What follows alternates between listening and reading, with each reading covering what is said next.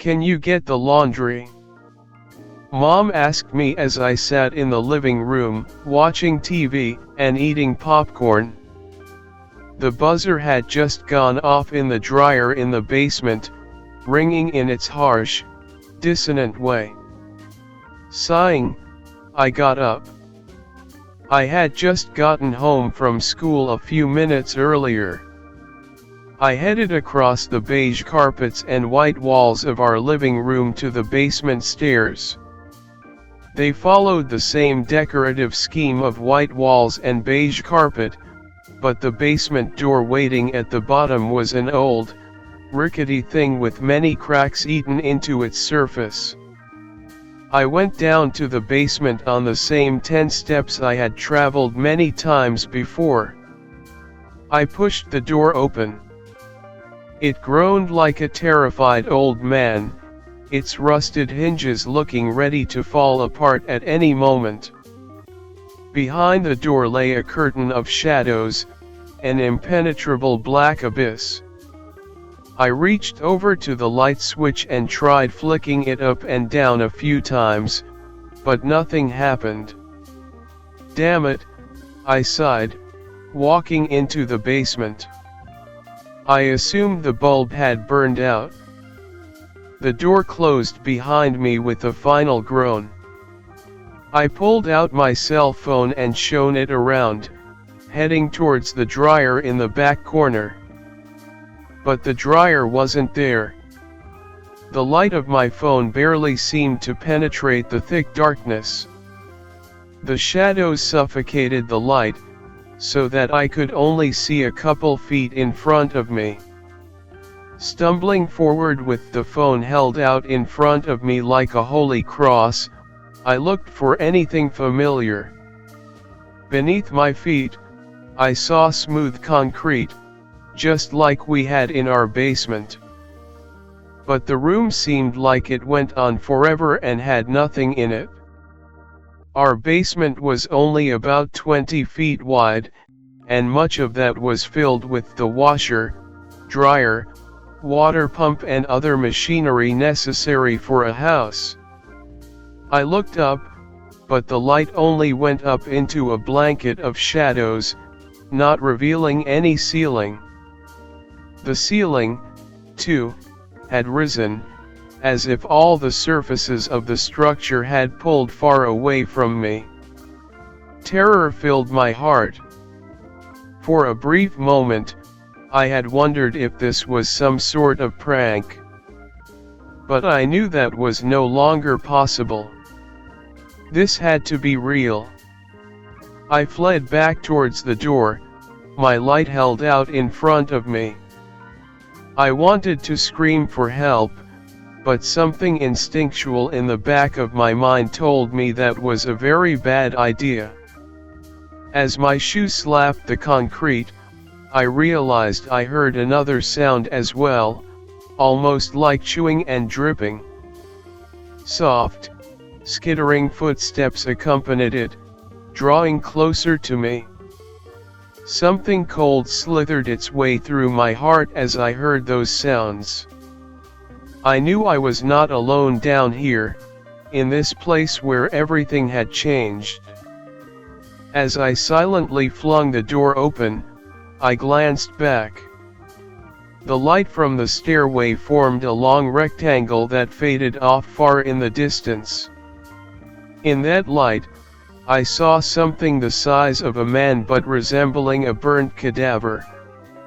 It crawled across the massive concrete floor only 10 feet behind me, its body thin and sunken. Its eyes were no more than dark and empty sockets in its pointed head. Wisps of thin smoke continuously rose from the black sockets. It had skin the color of burnt charcoal with jutting edges and deep grooves. Its hands and feet splayed out like massive talons. As it moved, its body cracked and snapped like burning wood. Its jerky movements to the left and right reminded me of the skittering of a centipede. Its lipless mouth continuously chewed on something. To my horror, I realized it was a dismembered human hand. The skin was roasted to a dark brown from the heat of the creature's mouth. Sizzling drops of blood rolled down its snake-like face and spattered the floor. I slammed the door behind me, looking up the stairs. I still saw the whitewashed walls and the beige carpet, but now the stairs seemed to go on forever. I looked up, seeing hundreds of stairs disappearing into the distance. I sprinted up them as fast as I could, taking them two at a time. As I ran, I heard a soft voice, so distant it almost didn't even sound real. And yet, I would have recognized it anywhere. It was the voice of my mother, calling down to me. "Jake," the voice whispered, fading off into nothingness almost instantly. "Come here, Jake." "Mom!" I cried, panicked. "Mom!" Something slammed hard against the rickety door at the bottom of the stairs. It shuddered in its frame, the cracks spider-webbing and widening across its mottled surface. I had run up a couple hundred steps when the door below me finally exploded in a shower of coarse splinters. Skittering forwards like a salamander, the eyeless creature with the body of charred ashes crawled after me, moving much faster than any human could. It still held the dismembered hand in its mouth, which was little more than bones with strips of gore by this point. It chewed constantly, and the wet crunching of it rose through the stairs like a whisper. I saw the ending to the stairs up ahead of me now, only 50 or 60 steps away. There was a bright red door at the end, the color of freshly spilled blood. I could hear the creature's soft, echoing breathing close behind me, like the bellows of a forge. With every bit of energy I could muster, I pushed myself forward, sprinting towards that door as if it were the gate to heaven itself. I pushed it open. The door slammed against the wall with a crack. On the other side, I saw a hallway with flickering fluorescent lights overhead. They made incessant pinging noises, strobing on and off in chaotic patterns. Everything was cast in a sickly yellow glow, reflecting like jaundice off the walls and carpet. I turned and slammed the door shut, pressing my body weight against it. This door looked much newer and sturdier than the one at the bottom. We hadn't had a door at the top of the stairs in my house, so I wasn't sure what to expect. To my surprise, I saw a deadbolt built into this door. I reached down and flung it into place just as a heavy weight smashed against the other side of it. The door shuddered in its frame, but it held. More blows rained down on the other side. A frantic, insane shriek emanated from the burnt creature, fading down the endless hallway in dying reverberations. The screams had an alien, metallic ring to them. Far off in the distance, I heard echoing replies.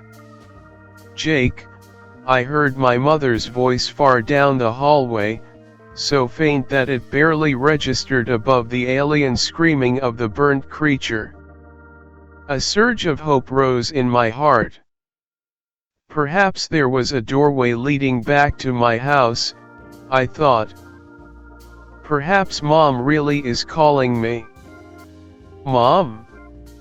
Where are you?" I yelled as loud as I could. At that moment, the shuddering of the door stopped abruptly. The sudden silence seemed deafening. I didn't trust it for a moment. "Where are you, the voice whispered, as faint as rustling leaves in an autumn wind. "Jake." I gave one mistrustful glance back at the blood-red door and started off down the hallway.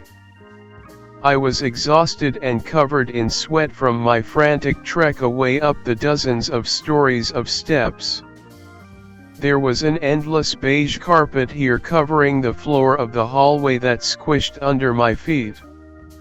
It gave off a subtle, rotten smell as I walked, almost like the faint smell of stink bugs and vomit mixed together. I wondered what kind of fetid liquid had seeped into it. The walls might have once been white, but they had yellowed and peeled with age. The entire place had a run-down, abandoned feeling to it. The hallway itself appeared to have no end. As I kept walking forward, the end of it continuously disappeared into a point far off in the distance, like some sort of optical illusion. Rooms surrounded both sides of it with the same wet, beige carpet and flickering lights. I saw mattresses stained with enormous pools of blood next to smashed chairs and desks. Broken computers and monitors littered the filthy floors. In a few rooms, I even saw skeletons with pieces of putrefying flesh still clinging to their pale bones. It reminded me of an office building from hell. "Jake," my mother's voice came, as faint as the wind but nearer. It seemed to be coming from a room just up the hallway. Around the area where I thought the voice might have come from, I saw an open door. Harsh, white light spilled out onto the filthy beige carpet. I sprinted toward it with a new sense of hope. "Where are you, Jake?" the voice came again as I turned and looked into the room. It looked like a bright spotlight was shining in my direction. It blinded me for a long moment. I blinked fast, taking a few uncertain steps inside, but I couldn't see anything past that blinding light. "Mom!" I cried, moving out of the beam that shone through the door with such radiant intensity. Inside, I found dozens of faceless, naked mannequins, their plastic bodies twisted into odd positions. Some of them were posed as if they were crab walking, while others had their heads twisted around backward. The hardwood floor looked wet and sticky, covered in a thin film of ancient, clotted blood. I took a step forward, and my shoe gave a tacky, sucking sound as it lifted off the disgusting floor. I looked around, confused, until I saw speakers built into the walls. They were small, metal panels with circular vents. At that moment, they started again. "Jake, where are you?" my mother's voice cried through the speakers. Confused, I backpedaled out of the room, sensing a trap. The glare of the spotlights blinded me as I stumbled into the hallway. I heard something faint, a rustling sound followed by a repetitive chewing. My heart dropped. I looked back, seeing 3 of the burnt creatures loping down the hallway toward me on all fours. They were only 50 feet behind me now that I had wasted time in the spotlight room. I swore under my breath as my heart raced and a rising anxiety and terror took over. They must have broken through the door somehow.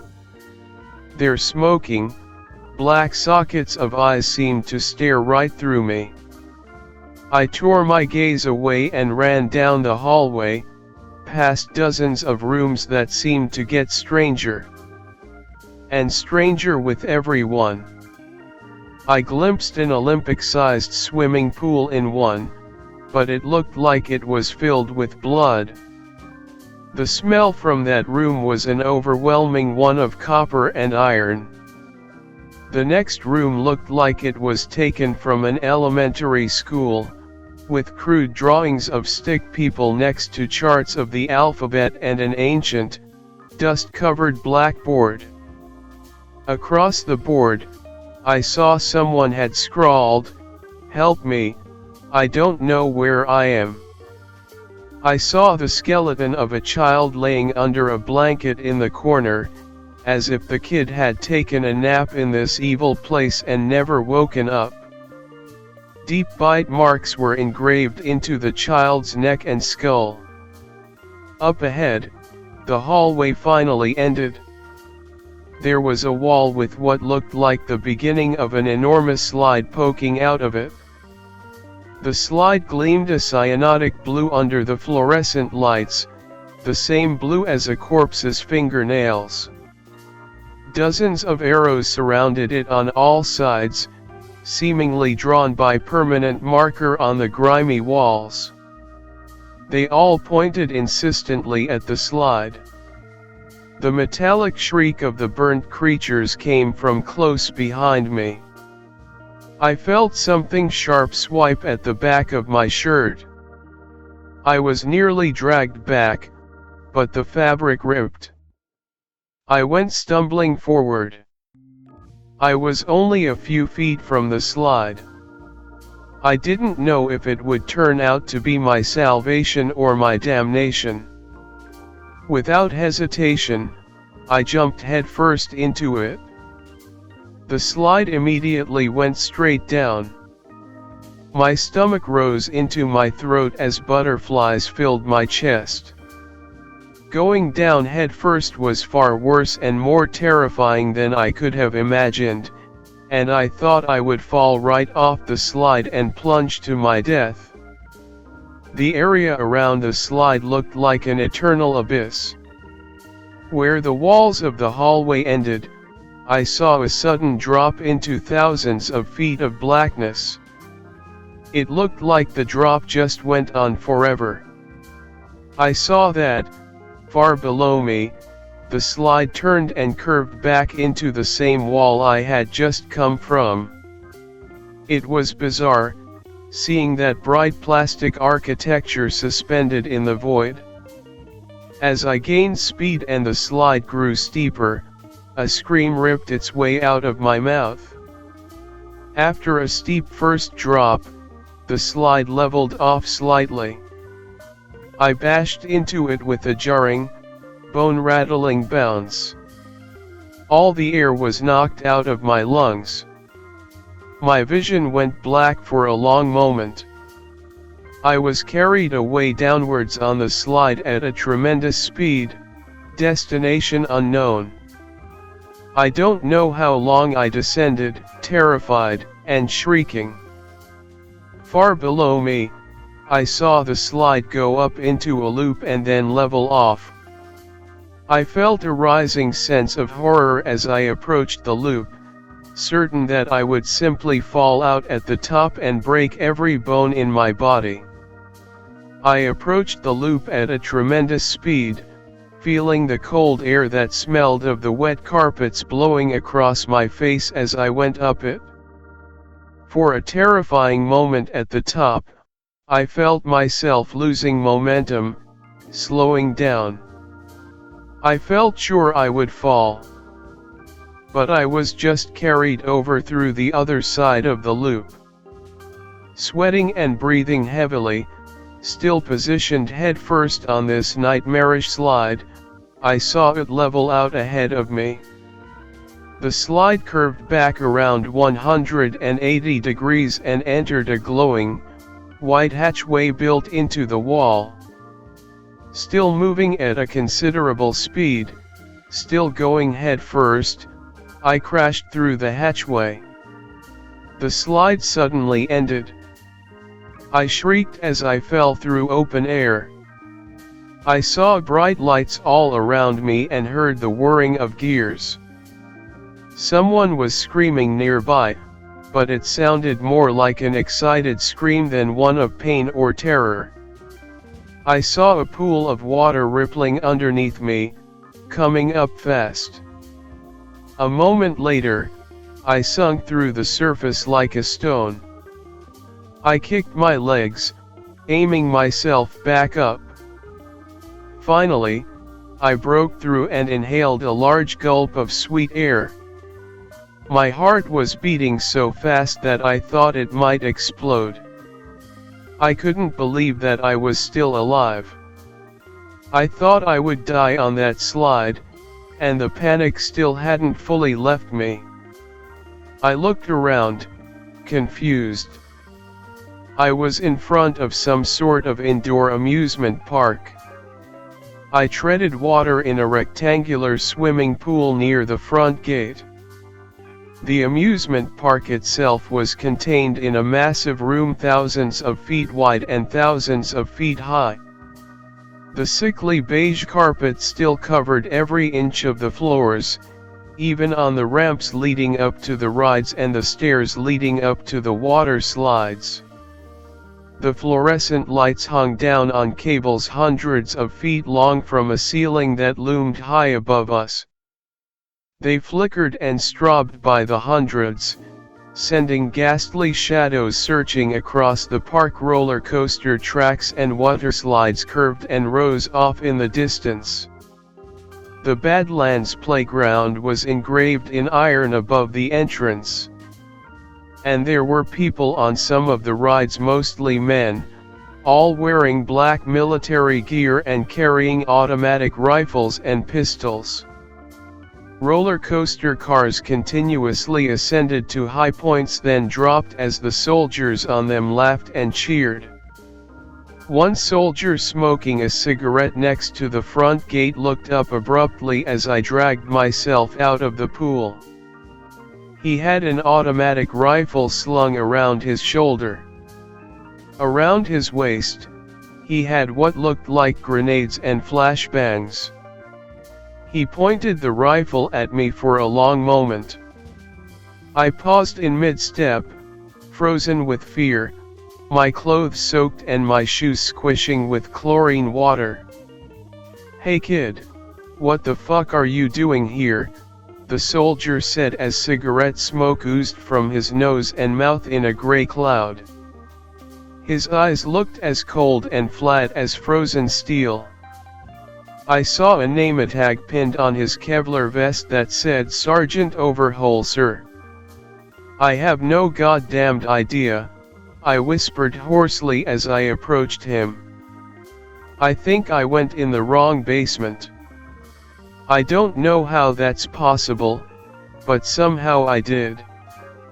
I was in my house, I went downstairs, and suddenly, I'm being chased by weird charcoal monsters. Why are you guys here? And where is here, anyway?" "We are professionals investigating an anomaly," Sergeant Overholser said coldly. "This place is that anomaly. We call it the Badlands." I looked at all those clad in full military gear, riding the many rides of the Badlands playground. Some of them had even stripped down to their boxers and were riding the brightly colored blue, red and green water slides with whooping cheers. The slides spiraled and curved all around the park, going under coasters and over swings and merry-go-rounds. "It looks like you guys are just playing on the rides," I observed. "That's part of the anomaly," he said defensively. "We have to ride them for, research purposes." "What's your name, kid?" "Jake," I said. "Jake Booth.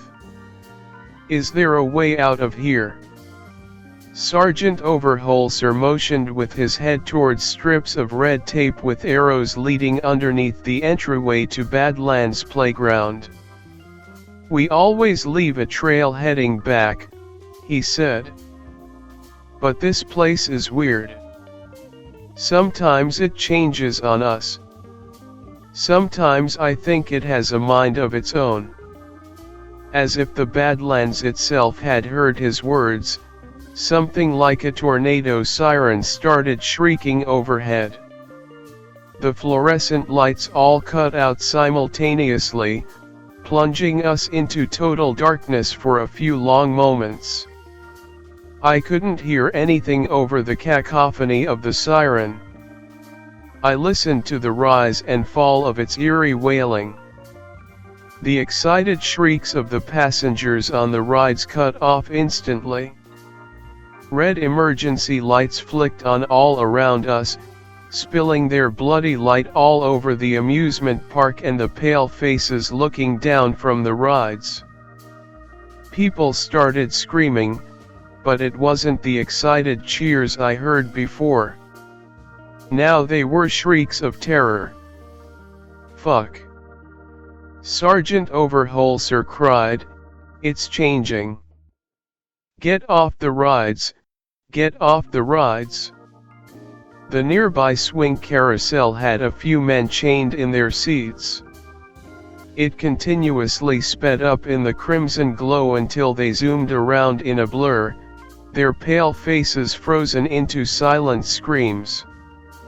I watched, horrified, as they raised their arms out to us, pleading for help.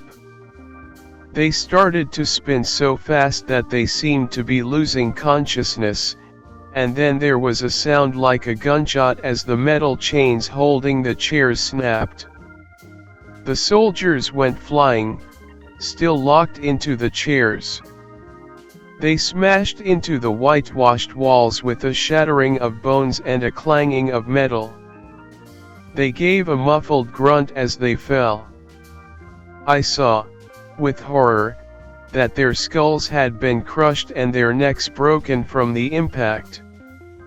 I heard crashing and wails of agony from all around us. A roller coaster car flew through the air and smashed into the wall only 20 feet away from me and Sergeant Overholser, killing the man and woman riding it instantly. They were thrown forward and their bodies almost seemed to explode as they crashed into the wall. It looked like the water in the water slides had all transformed to thick, clotted blood that dribbled slowly down the plastic surfaces. Writhing black worms as thin and long as tapeworms swam in those rivers of blood, slithering like water snakes through the currents.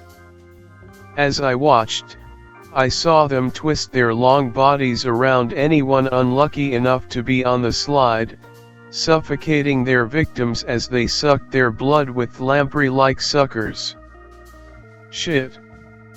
I knew we shouldn't have trusted the rides, Sergeant Overholser yelled excitedly, grabbing my shoulder and roughly shoving me towards the entrance. I was against it from the start.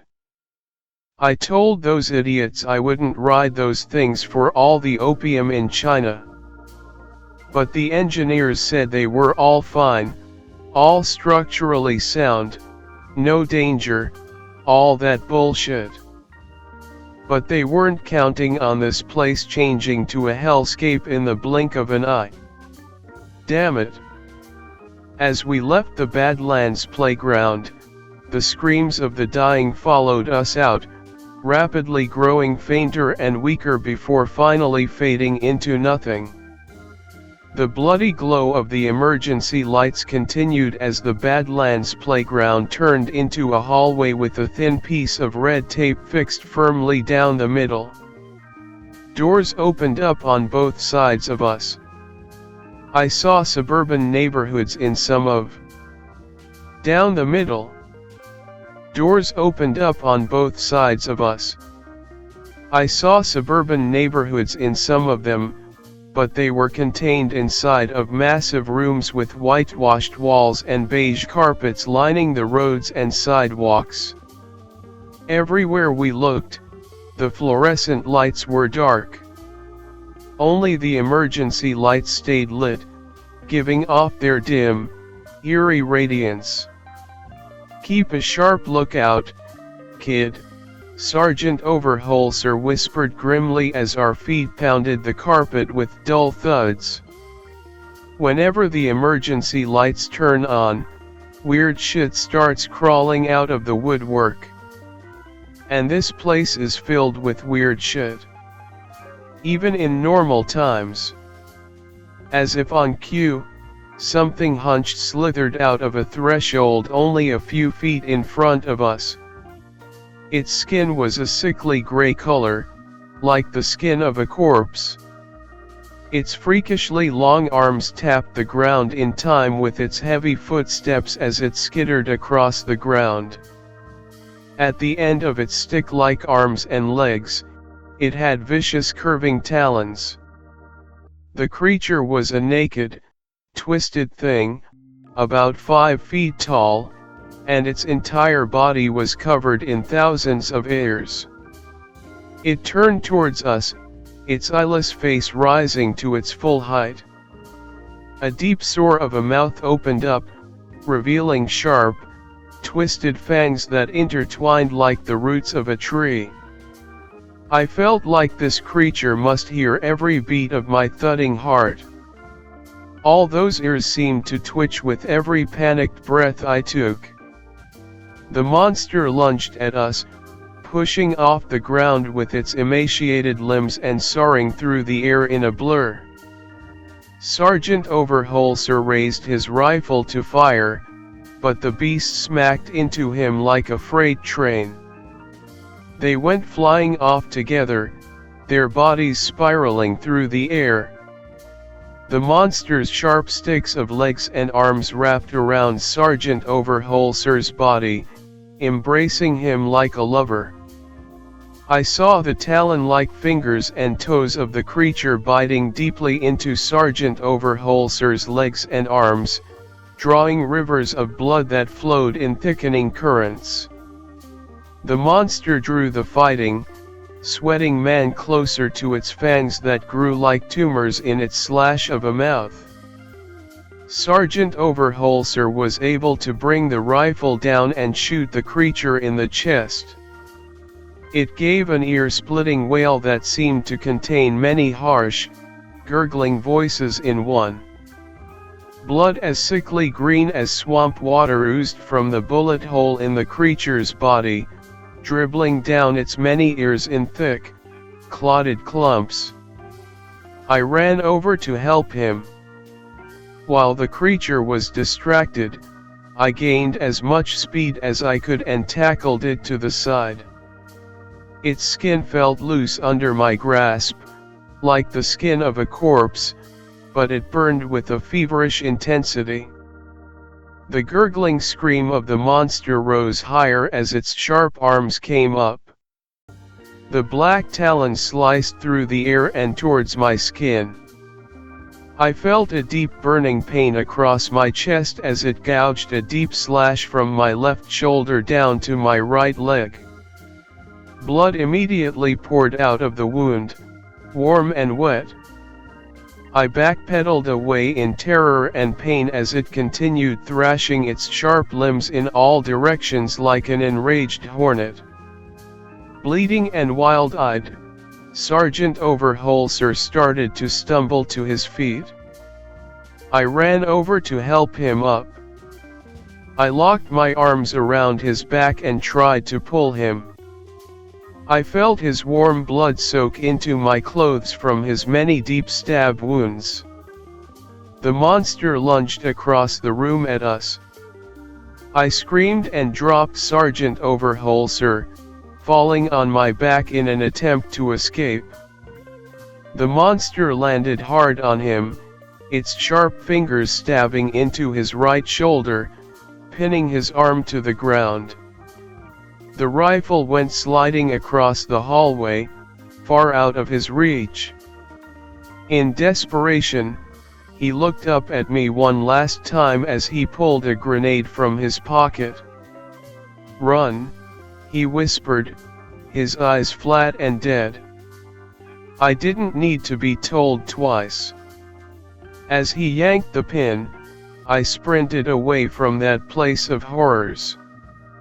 I followed the red tape forward, but to where, I didn't yet know. A few heartbeats later, the hallway exploded in an inferno of soaring flames and black smoke. The red tape with the arrows continuously pointed forward as the hallway turned left and right, veering off in random directions at intersections and over bridges of beige carpet laid over a seemingly endless drop into blackness. From the rooms all around me, I heard strange screaming, chewing, and breathing. I pushed myself forward as fast as I could, never looking back, afraid of what I might see if I did. Finally, after about 20 minutes of this, the red tape ended at a shadowy threshold. Cautiously, I walked forward, taking out my cell phone and shining the light around. I found myself in a cave. It was eerie, looking back and seeing a random doorway built into the granite wall. There were signs that the cave had been used by some agency or another. Crates of weapons, ammo, and supplies were stacked haphazardly around the entrance to the Badlands. But I saw no one here. "Hello?" I called out. My voice echoed eerily in the stone cavern, but no one responded. Sighing and holding my phone out in front of me for light, I staggered through the tunnels of the cave, looking for a way out. After about 20 minutes of winding passageways, I found it. Somehow, I ended up coming out in Death Valley National Park, over 100 miles from where I had started. Exhausted and thirsty, I started trekking across the desert towards a nearby road, ready to hitchhike back home and forget this entire nightmare ever happened. I walked in the front door, my clothes ripped and blood covering my body. I had been quite a scene, and it had been difficult to get anyone to pick me up. Getting back home had taken me 12 hours. And, of course, Death Valley had no cell phone service. "You've been missing for 2 days?" Mom said, her face pale and shocked. "The police are looking for you." "Whose blood is that all over you? Are you hurt?" I just shook my head. "Most of it's not mine," I said, exhausted. "But where have you been?"